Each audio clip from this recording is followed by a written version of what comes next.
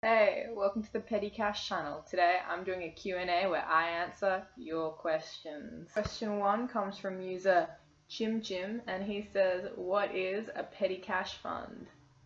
Question Chim. A petty cash fund is an amount of cash kept on hand to pay for minor expenditures.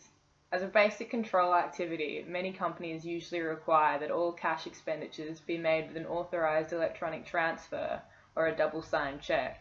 But for small amounts like the postage, this can be too much of a hassle. Question 2 also comes from user Chim and they ask, what steps are required to operate a petty cash fund? Well, I'm glad you asked. While the scope and size of petty cash funds can vary across different businesses, it'll always involve the same 3 activities. Number 1 is to establish the fund. This is done by first writing a check for the cash amount that you want in the fund, then cashing the check and placing the cash under the care of an employee that's been designated as the custodian. A journal entry is then required to record this. The petty cash fund that I established earlier. The petty cash fund is debited to show an increase, while cash is credited to show a decrease. 2 is making payments from the fund. You can make payments from the fund in 2 different ways. You can either get cash from the fund to use, or employees can use their own personal cash and then seek reimbursement later on. Regardless of which way you pay, the custodian should collect receipts for these payments. The last step involved when operating a petty cash fund is to replenish the fund. As cash in the fund decreases, more money needs to be added back into the fund. But how do we do this? Let me think.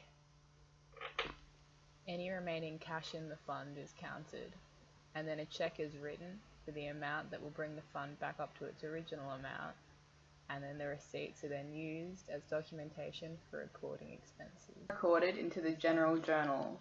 Notice that the entry increases the different expense accounts with a debit to record the spending, and decreases the cash account with a credit to record the amount of the check.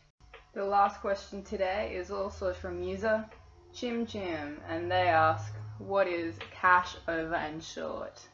When replenishing the fund, the amount needed should equal the amount on the receipts, but because the custodian cannot always get all of the receipts, or they can be given the incorrect change, this won't always be the case. Just say you needed $87 to replenish the fund, but you only had $85 of receipts. When recording the journal entry, you would debit the cash over and short account $2 to show an increase to expenses. That's all the questions we have time for today, so I'll see you next video where I talk petty cash funds.